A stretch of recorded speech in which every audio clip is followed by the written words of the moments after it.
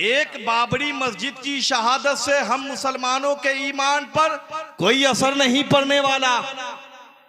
22 जनवरी को ये लोग उद्घाटन करेंगे, लेकिन इससे हम मुसलमानों को कोई फर्क नहीं पड़ सकता। आप जो चाहे करे, अल्लाह ने मेरे हक में पूरी जमीन को मस्जिद बना दी है। हम इस जमीन पर जहां चाहेंगे, जिस जगह चाहेंगे, हम अपने रब की रुबूबियत का ऐलान करेंगे, हम अपने रब की वहदानियत का ऐलान करेंगे। कई साइज की उंगलियां एक हो जाए तो जिस्म ताकतवर हो जाता है। जिस दिन आशिकाने मुस्तफा एक हो गए, याद रखना भारत में तुमसे ज्यादा ताकतवर कोई माई का लाल नहीं हो सकता। तुमसे ज्यादा ताकतवर कोई माई का लाल नहीं हो सकता। इसलिए कि अमेरिका के पास दौलत हो सकती है, हिटलर के पास गुंडागर्दी हो सकती है, फिरौन के पास जबर हो सकता है, कारून के पास खजाना हो सकता है, लेकिन याद रखना जिसके पास जबर है उसके पास सब्र नहीं, जिसके पास जफा है उसके पास रहनुमा नहीं, जिसके पास दौलत है उसे खर्च करने की जगह नहीं, जिसके पास हुकूमत है उसे चलाने का शौर नहीं। लेकिन कुर्बान जाओ मदीने के ताजदार पर कि जो उनका कलमा पढ़ ले, फिर उनका ये मिजाज हो जाता है कि वो कभी पेशाब को पेशाब से साफ नहीं करता, बल्कि पेशाब को पानी से साफ करता है। इसलिए नबी वाले जुल्म को जुल्म से नहीं, जफा को जफा से नहीं, कनात को कनात से नहीं, बर्बरियत को बर्बरियत से नहीं, गुनाह को गुनाह से नहीं, बल्कि जुल्म को सब्र से पलटा है, जफा को कनात से पटका है, और बुखालत को उस्मान की सखावत से पटका है, और यजीदियत के जुल्म को हुसैन ने अपने सब्र से पलट दिया। जिस रसूल को दीने हक के साथ भेजा, हमने उसी रसूल का कलमा पढ़ लिया है, उसी दीन को अपना लिया।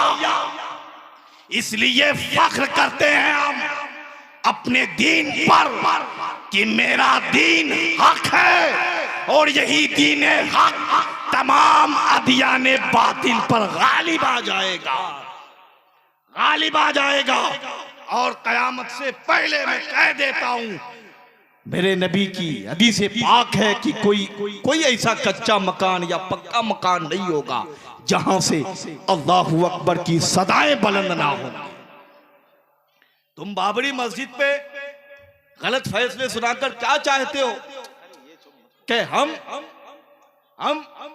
मुसलमानों को अजियत पहुंचाएंगे? नहीं, एक दिन तो वो आएगा जिस दिन पूरी जमीन पर सिर्फ और सिर्फ अल्लाहू अकबर की सदाएं बुलंद होगी, और कुछ बुलंद नहीं होगा, सिर्फ अल्लाहू अकबर की सदाएं बुलंद। और सुने, और लोग कहते हैं कि बगैर वसीले के अल्लाह तक पहुंच सकते हैं। जब मेरे मुस्तफा जाने रहमत सल्लल्लाहु अलैहि वसल्लम ने ऐलान किया, जब लोगों को देखा कोई बुतों की परस्तिश कर रहा है, जहां सर झुकना चाहिए था वहां नहीं कहीं और झुक रहा है, तो मेरे नबी ने ऐलान फरमाया, ला इलाहा इल्लल्लाह। मेरे नबी ने ऐलान किया, ला इलाहा इल्लल्लाह। जब ला इलाहा इल्लल्लाह का ऐलान किया तो लोगों ने पूछा, है मोहम्मद बिन अब्दुल्ला, तुमने तो दावा किया अल्लाह की जात के सिवा कोई इबादत के लायक नहीं, लेकिन ये महज तेरा दावा है, लेकिन दावा उस वक्त तक मुकम्मल नहीं हो सकता जब तक कि उसकी दलील ना हो, जब तक कि उसकी दलील ना हो।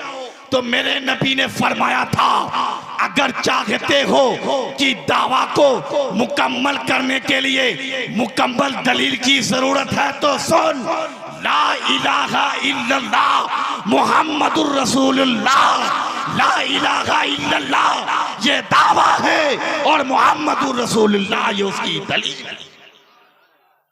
ये दलील है। तो पता चला जब कलमा बगैर रिसालत के मुकम्मल नहीं हो सकता तो बगैर रिसालत के तौहीद कैसे मुकम्मल हो सकती है। पता चला बगैर रसूलुल्लाह के अल्लाह तक नहीं पहुंच। अगर रसूलुल्लाह तक पहुंचना हो तो अल्लाह तक पहुंचने के लिए पहले रसूलुल्लाह की बारगाह तक आना हो। अल्लाह चाहता तो किसी मजहब में पैदा कर देता, कहीं और जगह पैदा करता, लेकिन अल्लाह का ये बेपनाह फजलो करम है कि अल्लाह ने तो हमें बनाया लेकिन ईमान वाला बनाया। और साथ ही साथ ये कि अल्लाह का सबसे बड़ा फजलो करम ये कि अल्लाह ने तो हमें पैदा किया, ईमान वाला बनाया, लेकिन साथ ही साथ अपनी महबूब की उम्मत में पैदा फरमाया। अपने महबूब की उम्मत में हमें पैदा फरमाया। ये रब का बेपनाह फजलो करम है। हमें चाहिए कि वो मेरा अल्लाह है और हम सब उनके बंदे हैं। क्या है? बंदे हैं। वो अल्लाह जिसने जमीन बनाया, वो अल्लाह जिसने आसमान के सामियाने लगाए, वो अल्लाह जिसने शमशो कमर को पैदा किया, वो अल्लाह जिसने हमें जिंदगी अता की, वो अल्लाह जिसने हमें ईमान वाला बनाया। वो एक है, वो एक है और हम उन्हीं के बंदे हैं। हम उन्हीं के बंदे हैं।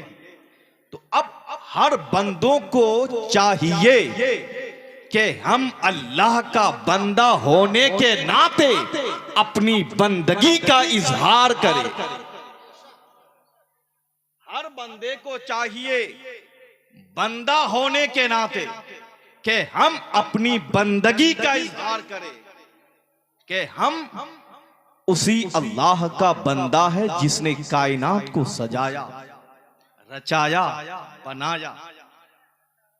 अच्छा, हम बंदगी का इजहार कैसे करेंगे, कैसे बताएंगे मेरा अल्लाह एक है? कैसे बताएं कि पूरी कायनात को जिसने बनाया वो मेरा अल्लाह है, वो अल्लाह पाक है, वो अल्लाह बेऐब है, वो ला शरीक है? कैसे हम? इसका वाहिद तरीका एक है कि हम अपनी पेशानी को सजदे में रख दें। कहिए सुभान अल्लाह। हम अपनी पेशानी को उस रब की बारगाह में झुका दें और ये कहे सुभान रब्बियल आला, सुभान रब्बियल आला। पाक है वो जात जो सबसे आला है। पता चला जिस दिन हम अपनी पेशानी को झुकाकर रब की बारगाह में जब ये तस्बीह बयां करेंगे, सुभान रब्बियल आला, सुभान रब्बियल आला, जब ये सदा हम बुलंद करेंगे, बुलंद करना मेरा काम होगा, पूरी दुनिया पर हमें गामजन करना अल्लाह का काम। एक बाबरी मस्जिद की शहादत से हम मुसलमानों के ईमान पर कोई असर नहीं पड़ने वाला।